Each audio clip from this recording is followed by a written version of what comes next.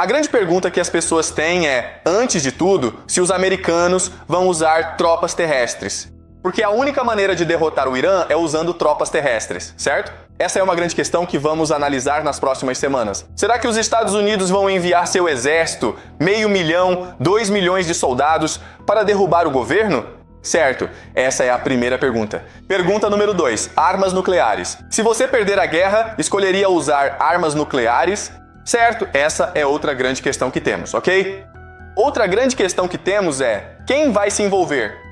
Porque a situação é tão grave que a Europa, especificamente a Alemanha, França e Grã-Bretanha, estão falando em entrar nessa guerra. E adivinha só? Se isso acontecer, é possível que Rússia e China também entrem nessa guerra ao lado dos iranianos. Isso é a Terceira Guerra Mundial. Por causa da importância do Estreito de Hormuz, por causa da importância do Oriente Médio, todo mundo vai ter que se envolver em algum momento. E nós vamos usar a teoria dos jogos para realmente tentar entender o que está acontecendo no terreno e para onde isso pode nos levar. Existem bases americanas por todo o Oriente Médio. E originalmente essas bases foram estabelecidas para protegê-los basicamente do seu próprio povo, certo? Essas são monarquias que foram impostas a essas nações pelo Império Anglo-Americano, primeiro pelos britânicos e depois os americanos vieram apoiar essas monarquias. E então eles fornecem defesa. Mas por que estão aqui? Não disseram que essas bases americanas podem defender essas pessoas, mesmo expostas? E sim, é verdade. Mas o exército americano foi construído na Guerra Fria. E a Guerra Fria foi uma guerra entre a União Soviética e os Estados Unidos. E assim, a Guerra Fria foi definida por algo chamado MAD. Destruição mútua assegurada, porque ambos tinham armas nucleares, certo? Então eles realmente não entraram em guerra um contra o outro. Ou seja, essas bases não foram realmente feitas para defender essas nações de outros inimigos. Elas foram realmente feitas para impor a autoridade americana no Oriente Médio, certo? E é essa a ideia aqui. É a ideia de que o império é, na verdade, uma imagem. É uma alucinação. É apenas uma ideia. O império é uma aura de invencibilidade e inviolabilidade, certo? Se você o teme, então você o obedece. Mas ele não serve para guerra, certo? Por isso temos esse absurdo. Como há tantas bases no CCG, os iranianos têm o pretexto para atacá-las e destruir a economia local, destruindo assim o Império Americano. É assim que a guerra se desenrola. Então, o vermelho representa os israelenses e os americanos. Os amarelos são... Aqui está a matemática desconfortável. Os Estados Unidos gastaram aproximadamente 2 trilhões de dólares na Guerra do Iraque, iniciada com a campanha de choque e pavor em 2003. E 20 anos depois, o país que tentavam remodelar está mais próximo do Irã do que jamais esteve de Washington. O que Zhang está descrevendo não é apenas um fracasso militar, é um modelo estratégico que consumiu toda uma geração do poder americano e produziu o oposto do que prometia. Mas a parte que importa para o que vem a seguir não é o que aconteceu em Bagdá.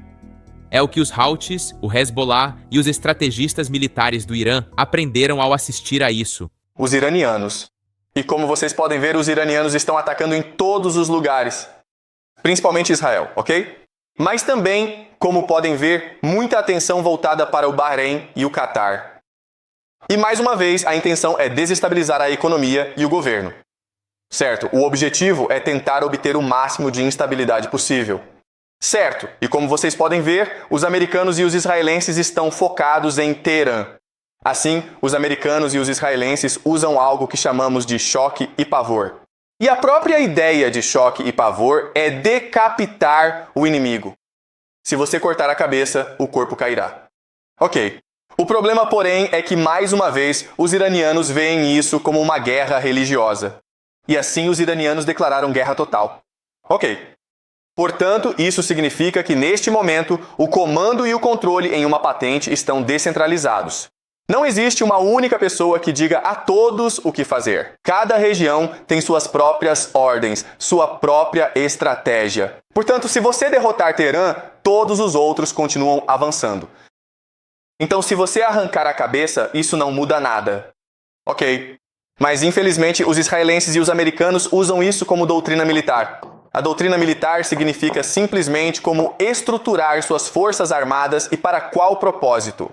E assim, embora os americanos pareçam um exército invencível, eles não estão equipados para travar uma guerra do século XXI contra drones, contra a deserialização e contra fanáticos religiosos. Eles simplesmente não estão. Mas, infelizmente, por causa da doutrina militar, eles vão continuar atacando Teherã. Agora, a grande ironia de tudo isso é que os iranianos que mais apoiariam você, a mudança de regime, estão justamente nas cidades. Porque eles são educados, são progressistas.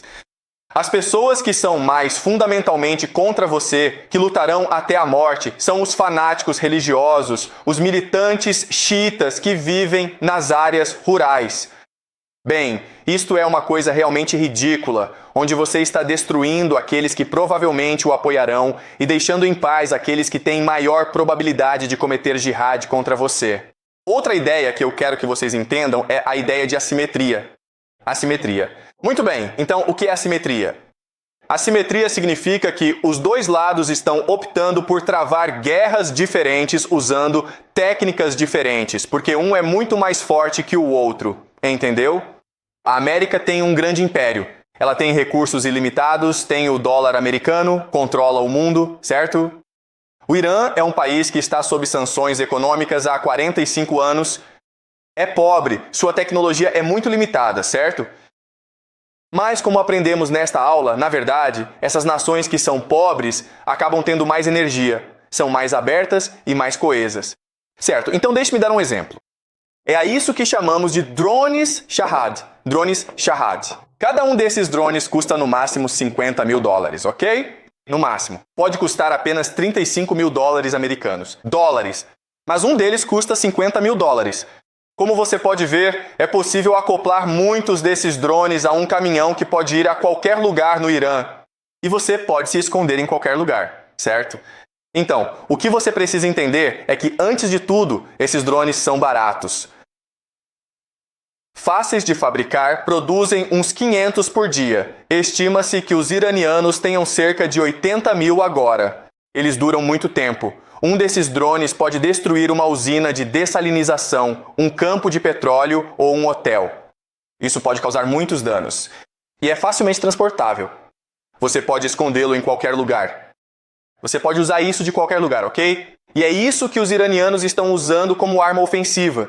E como os americanos se defendem disso? Eles usam algo chamado FAD, certo? Muito bem, pessoal. É isso que eles usam, FAD.